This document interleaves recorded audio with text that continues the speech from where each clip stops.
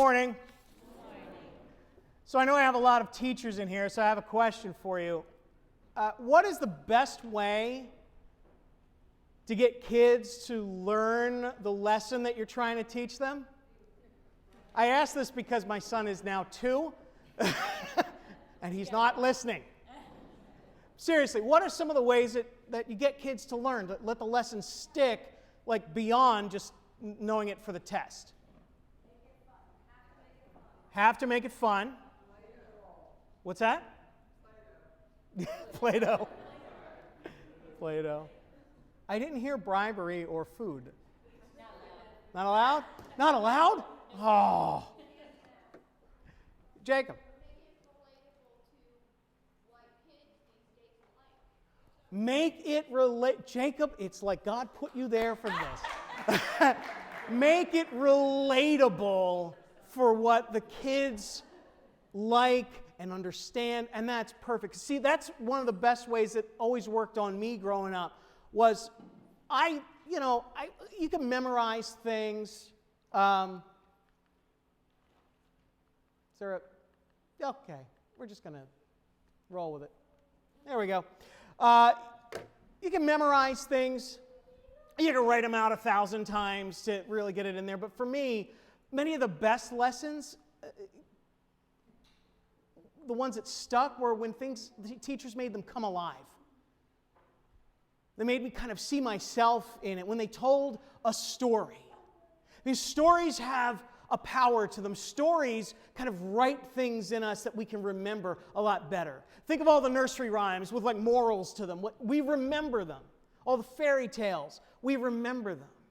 We know not to tell a lie because of the boy who cried wolf, right? Stories really help us, no matter who we are, to kind of understand the lesson that we're being taught. Well, like every good teacher, Jesus used stories to teach people the truth about God. And we call those stories parables. And you may know a couple of them, like the Good Samaritan or the prodigal son. And even if you're not that familiar with the Bible, you've probably heard those before because they're just part of the culture. They're stories that lasted because there's something about them that's important. Now, maybe you learn them in Sunday school. We tend to teach Jesus' parables to kids, but they are far from kid stuff. See, Jesus used parables to confront people, to provoke people, even to disturb people. The problem is after 2,000 years of hearing these parables preached and taught, we kind of get too familiar with them that we miss their point. We miss the bite that the parables had. In her book, Short Stories by Jesus, Amy Jill Levine writes, if we hear a parable and think, I really like that, or worse, we fail to take any challenge, then we are not listening well enough. So this week we're starting a series on parables like you've never heard. And we're going to be listening to the parables again as if for the first time. And so hopefully they will challenge us, maybe even disturb us. But all for the sake of why Jesus used them. To bring us closer to God. And to find the truth and our hope in Him. And so we start with a simple one. A short parable, but one that cuts very deep. We call it the pearl of great price. Jesus said the kingdom of heaven is like a merchant in search of fine pearls. On finding one pearl of great value, he went and sold all that he had and bought it. That's it. That's the whole parable. So what do we know? Well, by the word he uses for merchant, we know he's not just referring to some guy sitting at a cash register, trying to just sell whatever his boss is trying to sell. by merchant, he was talking about somebody who dealt in high-end merchandise. And he's looking for pearls. And so he's dealing with like the most expensive stuff. Pearls are very expensive. They are today, even more so then. Pearls were so rare. And the rarest of them could fetch upwards of millions of dollars.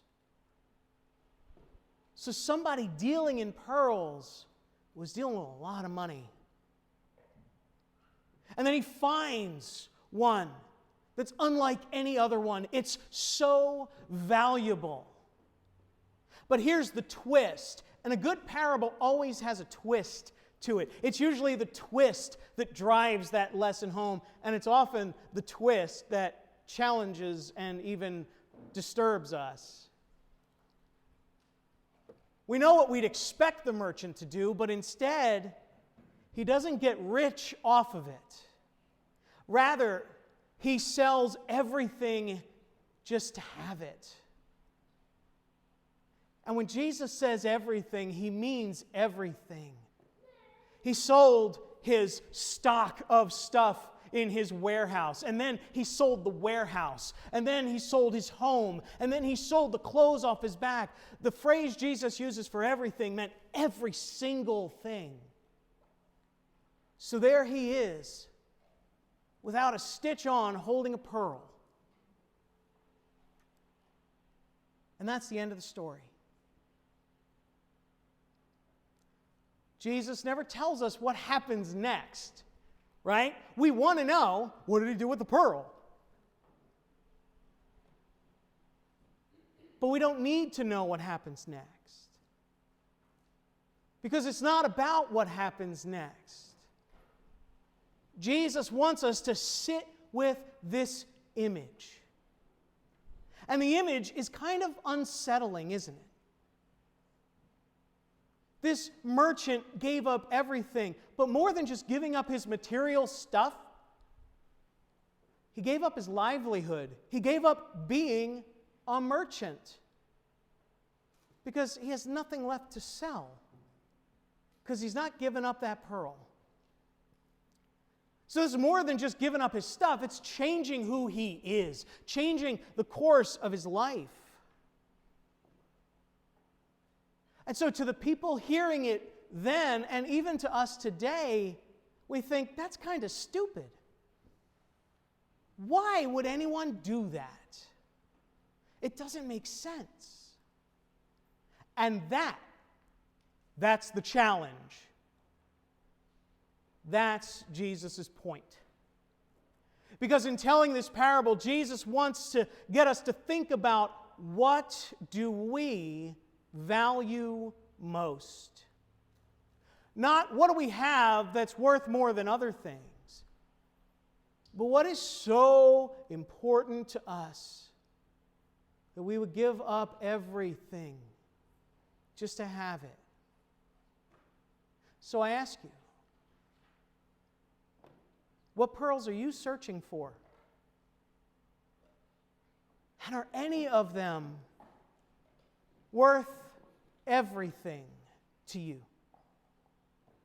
That's a tough question, isn't it? We don't often think about that, and I think that's the purpose that Jesus has, is to get us to think, what is it that truly matters? But think of all of the pearls we spend our life searching for.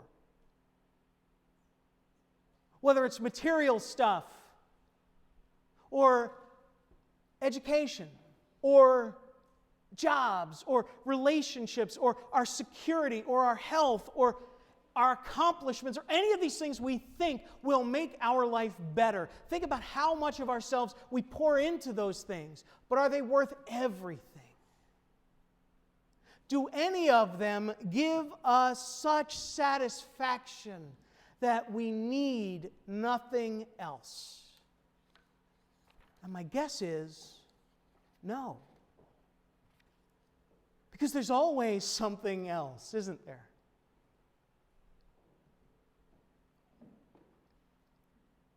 So Jesus tells us this parable to get us thinking about what is it that matters most. And in telling us, well, he says this, he says the kingdom of heaven is like spending your whole life looking for one thing, but finally finding something so different, so special, that it makes you reevaluate what you thought mattered most. And it changes how you live the rest of your life. See, Jesus says the kingdom of heaven is like this. It's not like the pearl. It's not even just like the merchant. It's about the whole experience, that image of the parable, and that feeling that he must have in holding that pearl. That's what the kingdom of heaven is like. And that's not like anything in the world. The kingdom is not another thing that we acquire, something else that we put on the shelf with all of our other things that, used to satisfy us but don't cut it anymore. Jesus is saying the kingdom of heaven is pure satisfaction. A pure satisfaction that only comes from God, from knowing God, from loving God, without anything else getting in the way. See, Jesus talks a lot about the kingdom of heaven. But what he's talking about is God. About seeing God for who God is, in all of God's power, in all of God's holiness, in all of God's goodness, and in all of God's love. The kingdom of heaven is for those who realize that God is in charge of everything. And that you want him to be. It's for those who realize that the only one who should be in charge of all of this is God. See, everything in the world pales in comparison to the surpassing value of knowing God. But Jesus didn't spend 3 years just talking about the kingdom of heaven. He embodied it. He demonstrated that satisfaction in how he lived, in how he died, and in how he rose again. Jesus embodies the kingdom, opening the door for all of us to be a part of this new reality, this new way of living in the world that God began to build when Jesus came. That God continues to build in the hearts of people who are willing to put everything aside, to reshape what we consider important, what we value, and those willing to change the direction of their lives to follow Jesus deeper into the kingdom. And to do all of that until he returns, however and whenever he does, to make God's kingdom the only kingdom there is. So the challenge in this parable is for us too. Do you see the value of the kingdom that Jesus invites you into with his very life? And do you think it's worth yours? Jesus doesn't give us an answer in this parable. He leaves us to sit with the question and to work it out with him. And so do I. Amen.